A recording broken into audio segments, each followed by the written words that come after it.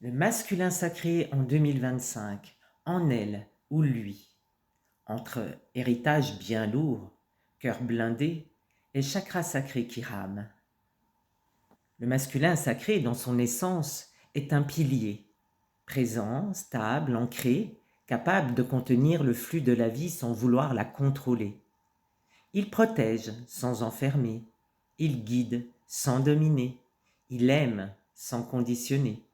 Un homme ou une part d'homme en chacun, chacune de nous, prêt à aimer avec le cœur ouvert, le ventre vivant et la Kundalini qui danse comme une déesse indienne au printemps.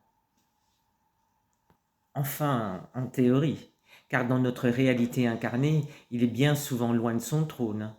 Il porte 3 générations de un homme ça pleure pas, 2 siècles de tu dois réussir, sinon t'es personne, et un bon paquet de si tu ressens trop, t'es faible.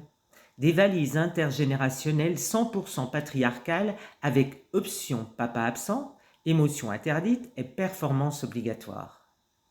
Résultat, le chakra sacré, figé comme un congélateur. La Kundalini, elle dort depuis 1993. Le cœur, fermé pour rénovation, sans date de réouverture prévue.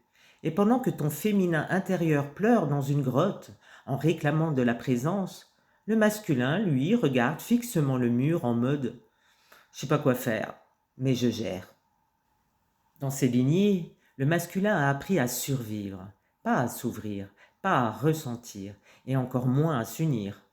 Il a souvent été formé à la dure, à se taire, à porter, à trancher, à fuir ses émotions, à se couper du vivant. Il a été projeté dans un rôle de guerrier, de sauveur, de conquérant.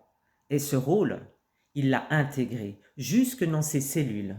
Dans le chakra sacré du masculin, on retrouve ses mémoires, la peur de perdre le contrôle, la sexualité dissociée de l'amour, l'énergie créatrice bridée ou utilisée sans conscience, la confusion entre puissance et domination. Ce centre énergétique, qui devrait être un temple vivant du plaisir sacré, du mouvement fluide et de la création incarnée, est bien souvent figé, crispé ou envahi par des schémas hérités. Et le cœur? Il bat, mais il se méfie. Le masculin blessé a souvent appris à se couper du cœur pour survivre. Il a vu le cœur comme une faiblesse. Il a associé l'ouverture à la douleur. Alors il a mis des armures, il a refermé la porte.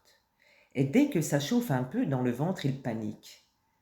Alerte émotionnelle, vite replions-nous sur le mental. Et le féminin sacré attend, mais ne peut pas forcer. Elle ressent, elle vibre, elle appelle. Mais tant que le masculin n'a pas déposé les armes, tant qu'il ne descend pas dans son ventre, tant qu'il ne laisse pas la vie circuler librement en lui, l'union divine ne peut pas se faire, ni à l'intérieur entre ses propres polarités, ni à l'extérieur avec une ou un partenaire.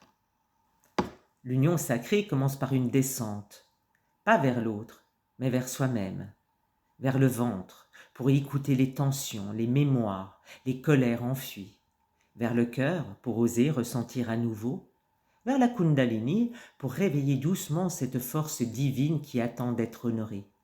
C'est un chemin de réintégration, de pardon, de dépouillement, mais c'est le seul chemin vers une union réelle, vibrante, vivante. Et si toi aussi tu veux l'aider, ou t'aider toi-même, à rouvrir les portes sacrées, on commence dans le ventre. Un soin doux, profond, déblayant les mémoires du masculin blessé et laissant de la place pour l'union divine, dedans et dehors.